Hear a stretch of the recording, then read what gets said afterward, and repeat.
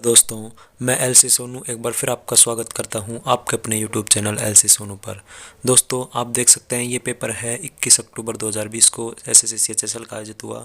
दोस्तों, किसी भी पेपर में अच्छा परफॉर्म करने का एक सबसे बड़ा तरीका है उसके पिछले सालों के क्वेश्चन पेपर को सॉल्व करना, ताकि आप उसके पैटर्न को समझ सकें कि पेपर में किस प्रकार के क्वेश्चन पूछे जा सकते हैं। इसलिए देरी ना करते हुए चलिए शुरुआत करते हैं और हम देखते हैं कि जीके में किस प्रकार के क्वेश्चन पूछे गए हैं, ताकि हम इसके जो पैटर्न है उसको समझ सकें और अच्छा परफॉर्म कर सकें। पहला क्वेश्चन है, निम्नलिखित में से कौन कांग्रेस सोशलिस्ट पार्टी के संस्थापकों में से था? दोस्तों, इसका हमारा उत्तर राम मनोहर लोहिया सही हो जाएगा। ठीक है दोस्तों, तो इसके साथ ही हम कांग्रेस सोशलिस्ट पार्टी के बारे में जान लेते हैं। इसकी स्थापना 1934 में हुई थी। ठीक है, इसके अलावा ये याद रखिए किन किन सदस्यों ने, राम मनोहर लोहिया तो एक सदस्य हैं, इसके अलावा कौन कौन सदस्य थे जिन्होंने इस कांग्रेस सोशलिस्ट पार्टी की स्थापना की थी? तो इसके अलावा आप जयप्रकाश नारायण, जिन्हें जेपी नारायण कहा जाता है, वो याद रखिए, जेपी नारायण। ठीक है, और इनके अलावा राम मनोहर लोहिया हैं और नरेंद्र देवा थे, आचार्य नरेंद्र देवा। ठीक है, ये तीन मुख्य सदस्य थे जिन्होंने कांग्रेस सोशलिस्ट पार्टी की स्थापना की थी। तो चलिए अगला प्रश्न देखते हैं। तो दोस्तों, अगला प्रश्न है, रामकृष्ण मिशन के संस्थापक कौन थे? तो दोस्तों, रामकृष्ण मिशन के संस्थापक स्वामी विवेकानंद थे। ठीक है, तो इसका उत्तर हमारा बी स्वामी विवेकानंद सही हो जाएगा। और इसके अलावा हम देखते हैं कि जो रामकृष्ण मिशन की स्थापना की गई थी वो 1 मई 1897 में की गई थी। और कहाँ की गई थी? कोलकाता, जो कहाँ स्थित है? पश्चिम बंगाल में। ठीक है, इसके अलावा हम देखें तो जो स्वामी विवेकानंद जी थे, उनका जन्म कब हुआ? 12 जनवरी 1863 को। कहाँ? कोलकाता में। ठीक है, इसके अलावा इनकी मृत्यु कब हुई? इनकी मृत्यु हुई थी 4 जुलाई 1902 में। ठीक है, या ये याद रखिए, आपको ये बहुत से एग्जाम में पूछा जाता है। इनका जन्म 12 जनवरी 1863 के दिन हुआ और इस दिन मकर संक्रांति थी। ठीक है, और इनका मृत्यु कब हुई थी? 4 जुलाई 1902 को। इसके अलावा एक चीज़ याद हो रखिए, इनके द्वारा बेलूर मठ की स्थापना भी की गई थी। ठीक है, बेलूर मठ, और इसकी स्थापना कोलकाता में की गई थी। इसके अलावा जो स्वामी विवेकानंद ने जो अमेरिका के शिकागो में जो विश्व धर्म सम्मेलन में संबोधन दिया था, वो कब दिया था? वो 1893 में दिया था। ठीक है, ये सन याद रखिए, बहुत से एग्जामों में बार बार पूछी जाती है। तो चलिए अगले क्वेश्चन देखते हैं, हमारा अब क्या है। अगला प्रश्न है, निम्नलिखित में से किसे 2019 के प्रतिष्ठित 27वें एकलव्य पुरस्कार से सम्मानित किया गया है? ठीक है, तो इसका आंसर हमारा झिल्ली दला बेहरा सही हो जाएगा। ठीक है, इसके अलावा हम देख लेते हैं कि जो एकलव्य पुरस्कार है ये क्या है। तो इसकी स्थापना 1993 में की गई थी। पहली चीज़ आप इसके बारे में याद रखिए। ठीक है, कब? 1993 में एकलव्य पुरस्कार की स्थापना की गई थी। और ये दिया किनको जाता है? जो राष्ट्रीय और अंतर्राष्ट्रीय स्तर पर, ठीक है, जो अंतर्राष्ट्रीय और राष्ट्रीय स्तर पर बेहतर प्रदर्शन करते हैं, उन युवा खिलाड़ियों को प्रोत्साहित करने के लिए पुरस्कार दिया जाता है, एकलव्य पुरस्कार। दोस्तों, 2019 का पुरस्कार किसे दिया गया था? 2019 का 27वां एकलव्य पुरस्कार दिया गया था झिल्ली दला बेहरा को। और 2020 में किसे दिया गया, इसकी बात करें तो ये दिया गया था ईशिका चौधरी। किसको? ईशिका चौधरी। और किस खेल से संबंधित है ये? तो ये हॉकी से संबंधित है। किस खेल से? हॉकी से। ठीक है, याद रखिए, 2020 में किसे दिया गया? ईशिका चौधरी को। ठीक है, हॉकी खेल से संबंधित है। अब अगला प्रश्न देखते हैं। अगला प्रश्न क्या है, भारत में जन्मे किस व्यवसायी ने fortunes business person of the year 2019 सूची में शीर्ष स्थान प्राप्त किया है? दोस्तों, इसका हमारा उत्तर सत्य नडेला सही हो जाएगा। ठीक है, आंसर क्या है? सत्य नडेला। अगला प्रश्न देखते हैं। अगला प्रश्न कौन सा है, लूर नृत्य एक पारंपरिक लोक नृत्य है जिसे खालिस्तान राज्य में केवल महिलाओं द्वारा प्रदर्शित किया जाता है। दोस्तों, इसका उत्तर हरियाणा सही हो जाएगा। हरियाणा में लूर नृत्य प्रचलित है। ठीक है, इसके अलावा दोस्तों एक प्रश्न और पूछा जाता है, कौन सा सत्रिय नृत्य वो कहाँ प्रसिद्ध है? दोस्तों, असम। याद रखिए, असम में प्रसिद्ध है। ठीक है, तो असम में काजीरंगा राष्ट्रीय उद्यान भी है, ये भी याद रखिए, जो किसके लिए प्रसिद्ध है? एक सींग वाले गैंडे के लिए। ठीक है, इसके अलावा हरियाणा में देख लिए, हरियाणा में एक सुल्तानपुर पक्षी अभ्यारण्य है जो बहुत से एग्जामों में पूछा जाता है। सुल्तानपुर पक्षी अभ्यारण्य कौन सा है? सुल्तानपुर पक्षी अभ्यारण्य कहाँ स्थित है? हरियाणा में। ठीक है, और जो पंजाब के भंगड़ा और गिद्ध, ये दो नृत्य किसके हैं? पंजाब के, भंगड़ा और गिद्ध।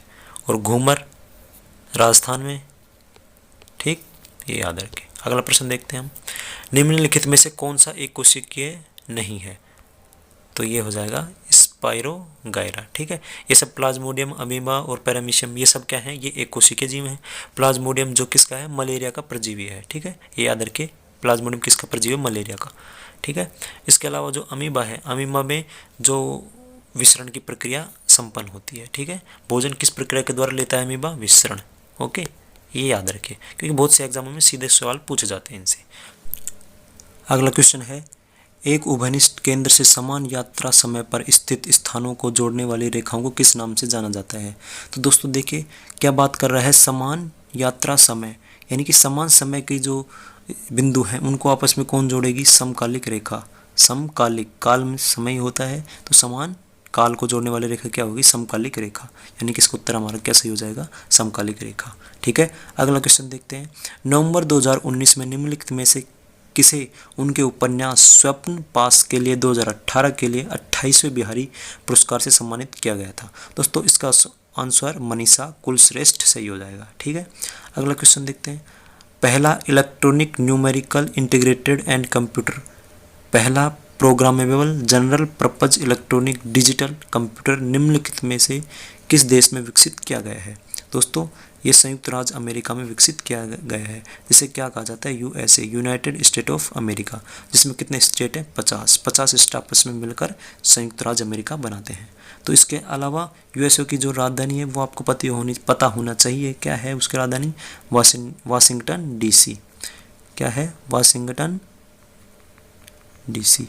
और किनके नाम पर रखा गया है? जो पहले राष्ट्रपति थे अमेरिका के, संयुक्त राज्य अमेरिका के, कौन थे? वाशिंगटन। ठीक है, उन्हीं के नाम पर राजधानी है। ठीक है, इसके अलावा वाशिंगटन में दो महत्वपूर्ण इमारतें स्थित हैं। पहली कौन सी है?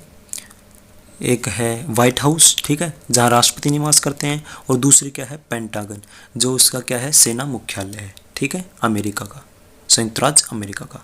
तो ये दो इमारतें कौन सी? व्हाइट हाउस और पेंटागन, वाशिंगटन डीसी में स्थित है, ये याद रखिए।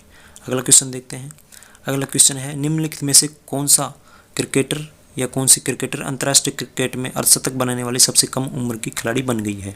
ठीक है दोस्तों इसका आंसर आप देख सकते हैं, क्या है? शेफाली वर्मा। लेकिन दोस्तों यदि आपको इसका आंसर नहीं आता था तो भी आप थोड़ा बहुत अनुमान लगाकर लगभग इसका आंसर सही कर सकते थे। और वो कैसे कर सकते थे?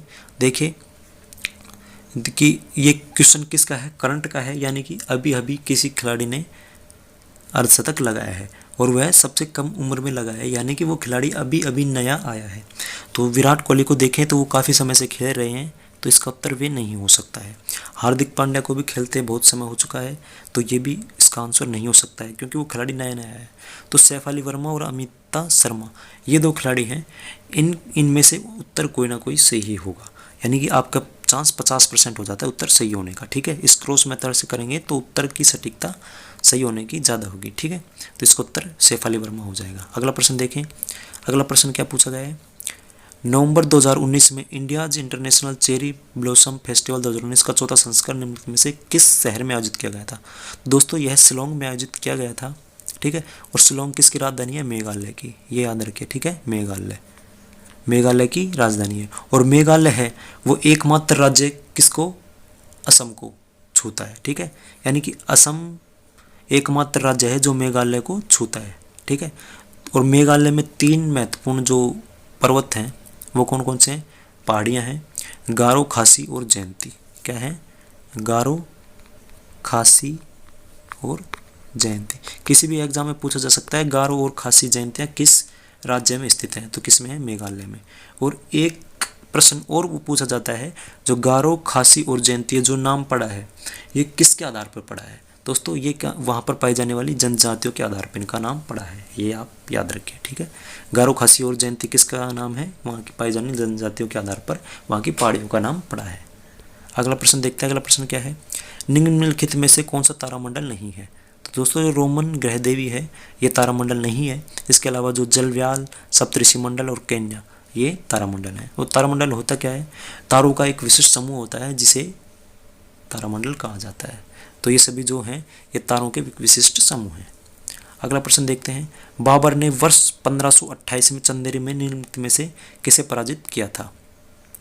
दोस्तों इसका उत्तर आप देख सकते हैं मेदिनी राय है। तो हम बाबर के देखते हैं महत्वपूर्ण युद्ध कौन कौन से हैं, उनको आपको ट्रिक के द्वारा बता देता हूँ। ठीक है दोस्तों, आप एक ट्रिक याद रखिए, पीके चंगा। ठीक है, पीके चंगा ट्रिक को आप याद रखिए। अब इसके बाद बताता हूँ कौन कौन से युद्ध होते हैं। तो बाबर ने जो पहला युद्ध लड़ा था वो कब लड़ा था, 1526 में। इसके बाद लगातार 4 सालों तक 4 युद्ध लड़े, 1527 में, फिर एक 1528 में और अगला 1529 में। ठीक है, तो ये युद्ध का नाम क्या है ये हम आपको बता देता हूँ। तो जो ये युद्ध 1526 में लड़ा गया था ये कौन सा था, पानीपत का प्रथम युद्ध। ठीक है, जो अगला लड़ा गया पानीपत का, पी से याद रखे पानीपत, पी फॉर पानीपत। अगला जो ट्रिक का के है तो के से खानवा, टी से खानवा। ठीक है, पानीपत खानवा। अगला जो बिंदु क्या है, चंगा। तो चे ले लीजिए चंगा का, जैसे क्या होगा, चंदेरी का युद्ध। ठीक है, यानी 1528 में कौन सा युद्ध लड़ा गया था, चंदेरी का। और इसके बाद गा से घाघरा, याद रखिए घाघरा। ठीक है, तो ये 4 युद्ध लड़े थे 1526, 27, 28, 29 में, पानीपत, खानवा, चंदेरी और घाघरा। ठीक है, और किसके खिलाफ लड़े थे वो भी मैं आपको बता देता हूँ। जो 1526 का युद्ध लड़ा था वो किसके खिलाफ था, इब्राहिम लोदी के खिलाफ था। ठीक है, इसके बाद जो अगला युद्ध था खानवा का वो किसके खिलाफ था, राणा सांगा, राजस्थान के शासक थे राणा सांगा। ठीक है, उनके खिलाफ लड़ा था। अगला जो युद्ध था चंदेरी, ये आपको दे रखा है, मेदिनी राय के खिलाफ था। यानी कि 1528 में जो लड़ा गया वो चंदेरी किसके खिलाफ लड़ा गया था, मेदिनी राय के खिलाफ। इसके बाद जो अंतिम युद्ध होता है घाघरा का युद्ध, घाघरा का युद्ध अफगानों के खिलाफ लड़ता है। ठीक है, और विजयी होता है। लगातार 4 युद्ध बाबर ने जीते अफगानों के खिलाफ, जो 1529 का युद्ध लड़ा। और घाघरा है वो कहाँ है, परिस्थित था बिहार में। ठीक है, और बिहार में ही घाघरा नदी बहती है। ठीक है, तो पी के चंगा आप ट्रिक याद रखिए, उससे आप 4 महत्वपूर्ण युद्ध याद रख पाएंगे और ये किसी नए एग्जाम में जरूरी पूछे जाते हैं। ठीक है, अगला प्रश्न देखते हैं आप क्या है। अगला प्रश्न है, कंप्यूटर के क्षेत्र में HLL का क्या अर्थ है। दोस्तों इसका उत्तर है हाई लेवल लैंग्वेज।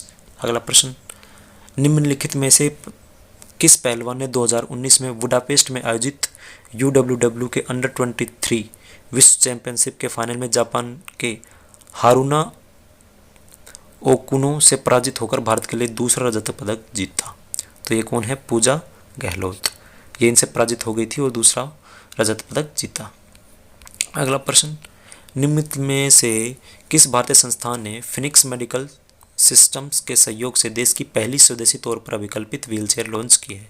तो IIT मद्रास है, इन्होंने इनके सहयोग से व्हीलचेयर लॉन्च की है। ठीक है, तो मद्रास की बात होती है तो मद्रास किस राज्य में स्थित है, तमिलनाडु में मद्रास स्थित है। ठीक है, आप याद रखिए। और तमिलनाडु की राजधानी क्या है, चेन्नई। ठीक है, अगला प्रश्न देखते हैं, पृथ्वी की प्राकृतिक विशेषताएं जैसे पहाड़, पठार, नदियां, मैदान, महासागर इत्यादि दर्शाने वाले मानचित्रों को क्या कहा जाता है। ठीक है दोस्तों पृथ्वी के ऊपर जो भी आपको संरचनाएं दिखाई देती हैं जिनमें क्या होता है, पहाड़, पर्वत, मैदान, ये सब जो होते हैं इनको क्या कहा जाता है। जैसे कि ये पहाड़ है, मैदान, पर्वत, महासागर जितने भी हैं इन सबको क्या कहा जाता है, उच्चावच कहा जाता है। ठीक है, तो उन उच्चावच कहा जाता है। तो जिस मानचित्र में ये दर्शाए जाएंगे उनको क्या कहा जाएगा, उच्चावच मानचित्र। ठीक है, तो इसका उत्तर हमारा ये सही हो जाएगा। ठीक है, आप ये भी याद रखिए, आप प्रश्न इस प्रकार पूछा जा सकता है किसी भी पेपर में कि उच्चावच में निम्नलिखित में से किसे शामिल किया जाता है, कि पृथ्वी के तल पर उच्चावच में निम्नलिखित में से किसे शामिल किया जाता है। तो पहाड़, पठार, नदियां, मैदान, महासागर ये सभी क्या है, उच्चावच है। ठीक है, तो आपको ऑप्शन के हिसाब से देख लेना। अगला प्रश्न देखते हैं, 14 जनवरी 2020 को दक्षिण मध्य रेलवे ने किस भारतीय बैंक के साथ 1585 रेलवे स्टेशनों पर स्टेप बैंकिंग लागू करने के लिए समझौता ज्ञापन पर हस्ताक्षर किए हैं। दोस्तों भारतीय स्टेट बैंक ने इसके साथ समझौते किए हैं, इसलिए उत्तर सही हो जाएगा भारतीय स्टेट बैंक। निम्नलिखित में से कौन सी अदिश राशि नहीं है। दोस्तों बलागुण है वो अदिश राशि नहीं है। इसके अलावा तापमान, आयतन, समय ये सब क्या है, ये सब क्या है, अदिश राशि है। ठीक है, और अदिश और सदिश में अंतर क्या होता है, जो राशियाँ होती है उनमें क्या होता है, मान, एक तो मान होता है और एक दिशा। जिस राशि में मान और दिशा दोनों होते हैं उसे क्या कहा जाता है, सदिश राशि। और जिसमें केवल मान मान होता है उसे क्या कहा जाता है, अदिश राशि। तो जो बला गुण है इसमें मान भी है और दिशा भी होता है, तो इसे क्या कहा जाता है, सदिश राशि। इसके अलावा जो तापमान, आयतन और समय है इनमें सिर्फ मान मान होता है, दिशा नहीं होती है, इसलिए इन्हें अदिश राशि कहा जाता है। अगला प्रश्न देखते हैं, निम्नलिखित में से किस जीवाणु से इन्फ्लुएंजा रोग फैलता है। ठीक है, कौन सा, मिक्सो वायरस से। ठीक है, कौन सा, मिक्सो वायरस सही हो जाएगा।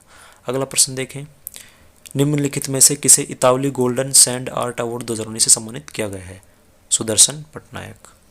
अगला प्रश्न देखते हैं, अगला प्रश्न है, कॉमेडी की विषय वस्तु पर आधारित 5वें अंतर्राष्ट्रीय फिल्म महोत्सव का आयोजन संस्कृति और पर्यटन विभाग द्वारा प्रयास प्रोडक्शन मुंबई के सहयोग से किस शहर में आयोजित किया गया है। दोस्तों खजुराहो में आयोजित किया गया है। और खजुराहो किस राज्य में स्थित है, मध्य प्रदेश में।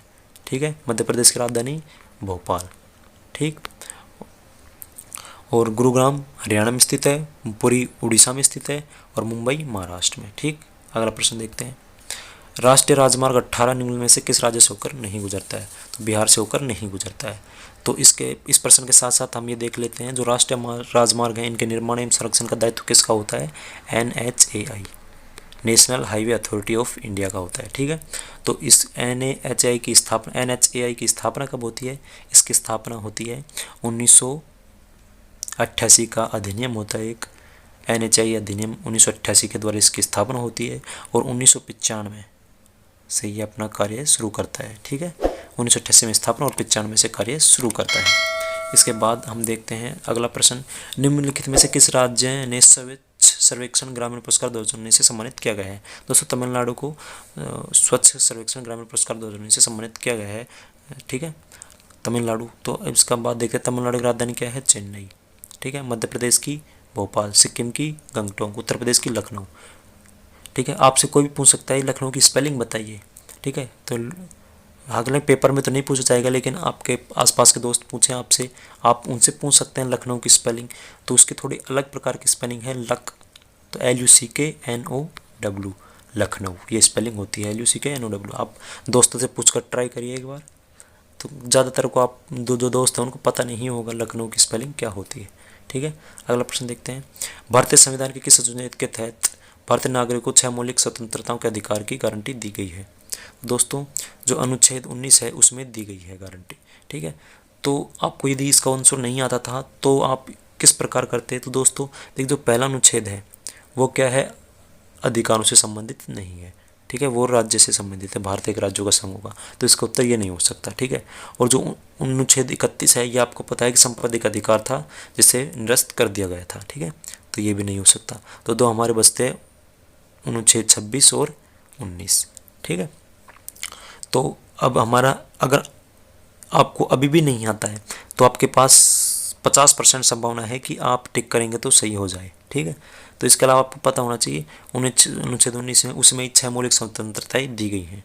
ठीक है, अभिव्यक्ति की आज़ादी जो है, इस प्रकार के कुछ हैं, उनका जो विस्तृत व्याख्या मैं आप आगे आने वाले वीडियो में करूँगा कौन कौन सी है। ठीक है दोस्तों, ये वीडियो आपको अच्छा लगा तो आप वीडियो को लाइक कीजिए, अपने दोस्तों के साथ शेयर जरूर कीजिए। और दोस्तों हाँ, आप वीडियो के बारे में कुछ रिव्यू देना चाहें तो आप कमेंट करके ज़रूर बताइएगा, ताकि आने वाले वीडियोज़ में हम इम्प्रूव कर सकें।